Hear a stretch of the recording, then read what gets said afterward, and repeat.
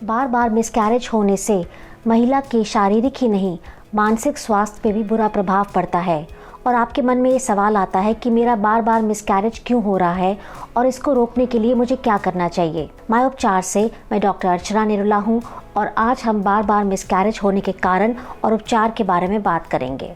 पहली तिमाही में बार बार मिसकैरेज होने का एक प्रमुख कारण होता है गुणसूत्र में दोष। गुणसूत्र यानी क्रोमोसोम्स।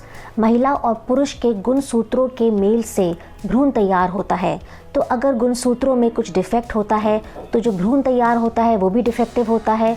और मिसकैरेज शरीर का एक नेचुरल तरीका है ऐसे डिफेक्टिव भ्रूण को शरीर से बाहर निकालने का। इसके अलावा अगर प्रेगनेंसी के समय महिला की उम्र 35 या 35 साल से ज़्यादा है तब भी मिसकैरेज के चांस ज़्यादा होते हैं, क्योंकि बढ़ती उम्र के साथ साथ अंडों की जो क्वालिटी होती है वो कम होती जाती है और ऐसे अंडे से तैयार हुआ भ्रूण में कुछ ना कुछ प्रॉब्लम ज़रूर होती है और मिसकैरेज के चांस भी ज़्यादा होते हैं।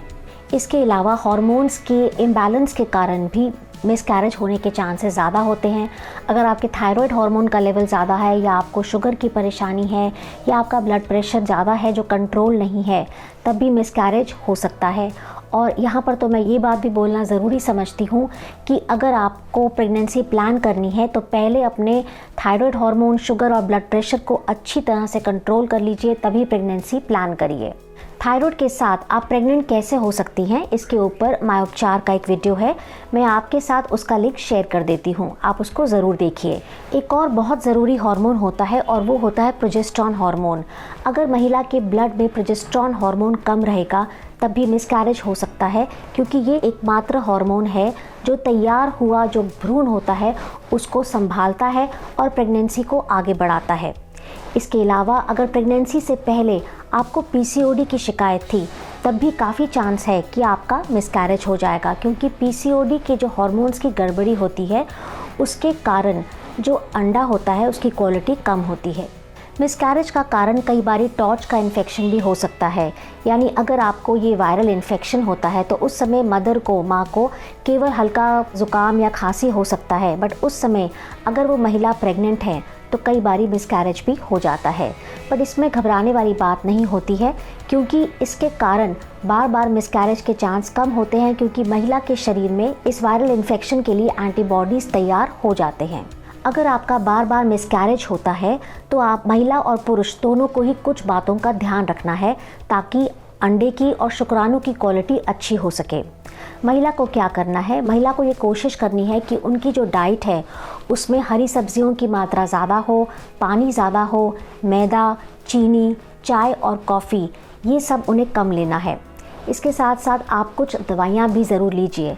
आपको विटामिन B12 लेनी है, रोज़ाना फोलिक एसिड की एक गोली भी ज़रूर लेनी है, क्योंकि फोलिक एसिड से भी मिसकैरेज के चांसेस कम होते हैं।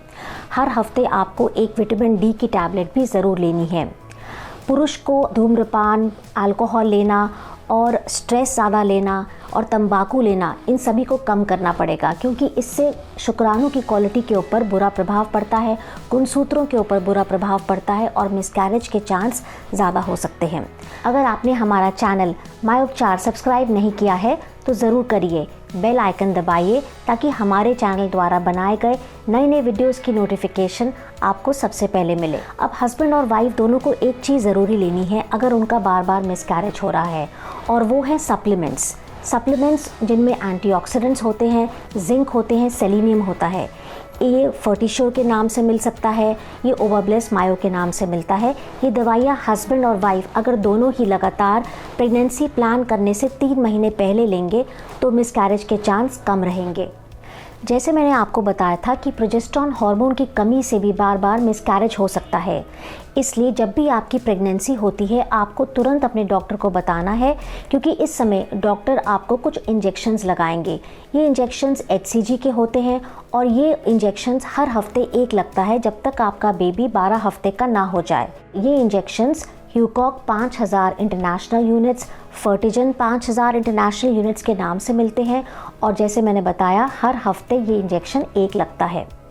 इसके अलावा प्रोजेस्टेरॉन की कुछ टैबलेट्स भी होती हैं, जैसे सस्टेन एसआर के नाम से मिलती है, नेचुरोजेस के नाम से मिलती है, नाइट्रोजन के नाम से मिलती हैं। ये टैबलेट्स भी अगर आप रोज़ाना लेते हैं तो आपके ब्लड के अंदर प्रोजेस्टेरॉन हार्मोन का लेवल जो है वो बिल्कुल नॉर्मल रहेगा और मिसकैरेज के चांस भी कम होंगे। अगर आपको पीसीओडी की परेशानी है और जिसकी वजह से आपका बार बार मिसकैरेज हो रहा है, तो प्रेग्नेंट होने के बाद ध्यान रखें कि आपको मेटफॉर्मिन की टैबलेट जो है प्रेगनेंसी के दौरान निरंतर लेते रहना है। इससे मिसकैरेज के चांस कम होंगे। अगर थायराइड की परेशानी है, अगर शुगर है, तो इनकी दवाइयाँ भी प्रेगनेंसी के दौरान लेते रहिए, इनको बंद बिल्कुल नहीं करिए ताकि मिसकैरेज ना हो। आखिर में अगर डॉक्टर को शक है कि आपका मिसकैरेज APLA सिंड्रोम की वजह से हो रहा है, तो वो आपको इकोस्प्रिन यानी एस्पिरिन को लगातार स्टार्ट करने के लिए कहेंगे या आपको स्टेरॉइड्स का कोर्स भी देंगे। तो जैसे आपके डॉक्टर बताते हैं, आपको वो दवाइयाँ जो है कंटिन्यू करनी है ताकि मिसकैरेज ना हो। आखिर में मैं आपको कहना चाहूँगी कि अगर आपका बार बार मिसकैरेज हो रहा है तो आपको प्रेगनेंसी बिल्कुल प्लान नहीं करनी जब तक आपको मिसकैरेज का कारण ना मिल जाए। कारण मिल जाएगा, आप उसका उपचार कराएंगे तो मिसकैरेज बार बार नहीं होगा। आशा करती हूँ कि इस वीडियो में दी गई जानकारी आपको लाभ देगी। अगर आपको इस वीडियो से संबंधित कोई भी सवाल पूछना है तो आप कमेंट बॉक्स में ज़रूर पूछिए। इसके अलावा अगर आप अपनी सेहत से संबंधित भी कोई सवाल पूछना चाहते हैं तो माय उपचार की ऐप को डाउनलोड करके अपना सवाल पूछिए। माय उपचार के डॉक्टर्स आपकी मदद ज़रूर करेंगे।